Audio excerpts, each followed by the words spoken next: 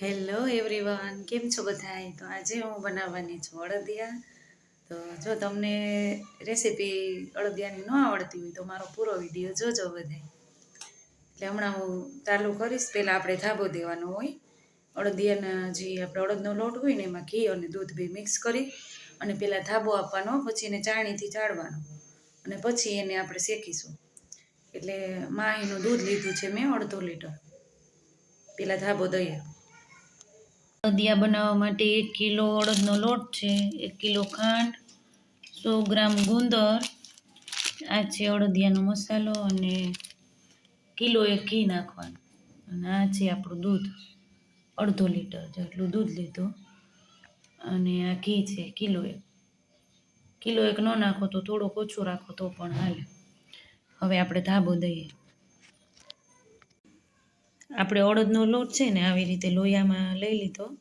હવે એમાં આપણે ગરમ કરેલું ઘી અને દૂધ પણ ગરમ કરેલું, એ બે આપણે જે મોણ થઈએ ને એવી રીતે નાખી વ્યવસ્થિત મિક્સ કરી અને પછી એને ચાળણીથી ચાળી નાખીશું. આવી રીતે જો આપણે દૂધ અને થોડું ઘી ને થોડુંક દૂધ બે નાખી અને આવી રીતે મોણ દઈ દીધું, મુઠ્ઠી પડતું. ધાબો ગુજરાતીમાં આપણે કહીએ તો ધાબો દઈ દીધો એમ.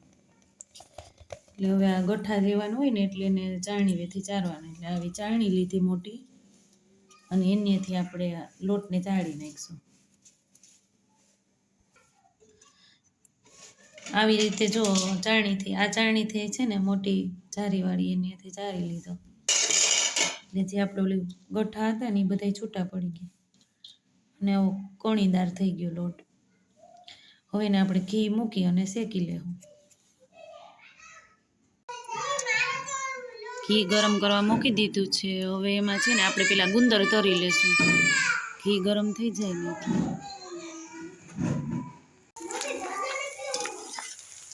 ગુંદરને જો આવી રીતે તરી નાખવાનો.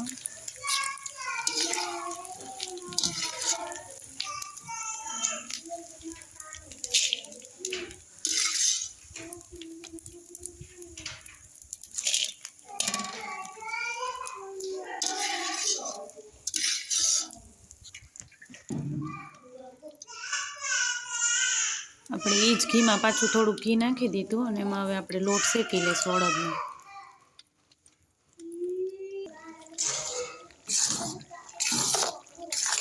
એટલો ઢીલો રાખવાનો, આવી રીતે શેકી લેવાનો.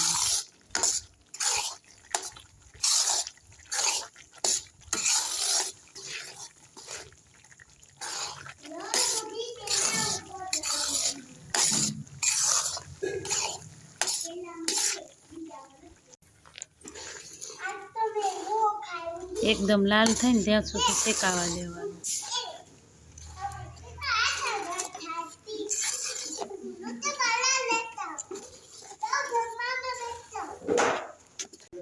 જો હવે આપણો લોટ આમ લાલ થવા માંડ્યો એટલે આમ શેકાઈ તો ગયો જ છે. એકદમ લાલ થવા માંડ્યો. હવે આપણે એમાં છે ને થોડું દૂધ નાખીશું એટલે સરસ એકદમ જાડું થઈ જાય.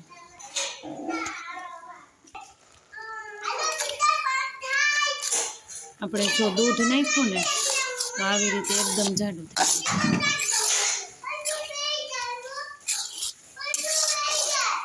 થોડું દૂધ નાખી જવાનું અને શેકીને આવી રીતે હલાવતા જવાનું.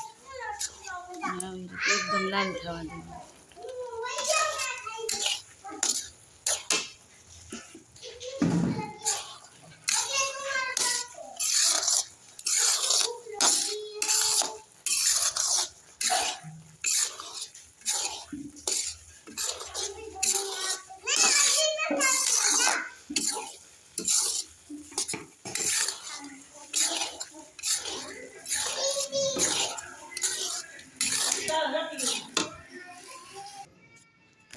આપણો લોટ છે ને જો શેકાઈ ગયો, એકદમ લાલ થઈ ગયો એટલે ઉતારી લીધો.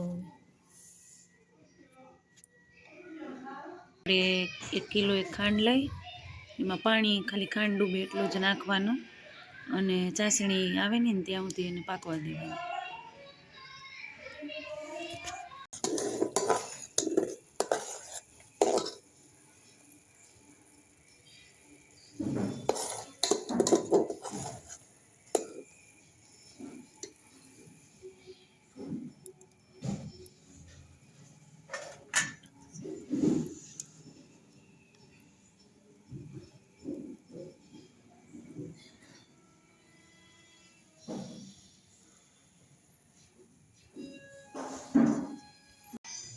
આપણે જો આમાં ચાસણી નાખી દીધી, પછી ગુંદર નાખી દીધું અને 40 ગ્રામ મસાલો નાખી દીધો અડદિયાનો. હવે આપણે એમાં કાજુ ને બદામ ને દ્રાક્ષ ને બધી નાખી દેવું.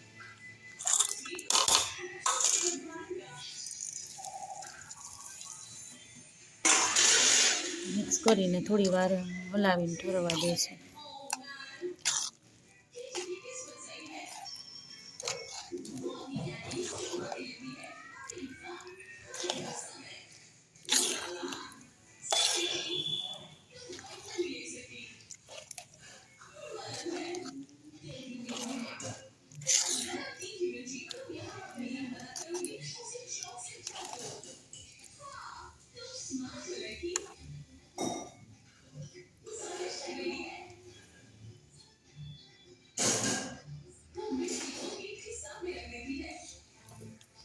થોડી વાર આમાં જ ઠરવા દેવાનું અને ઠરી જાય ને પછી આપણે એને ચોકીમાં પાથરી દેવું.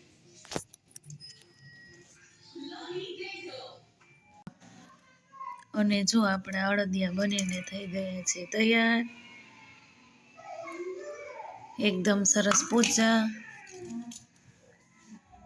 દાણેદાર. હાલો તમને ભાવતા હોય તો અડદિયા ખાવા બધાય.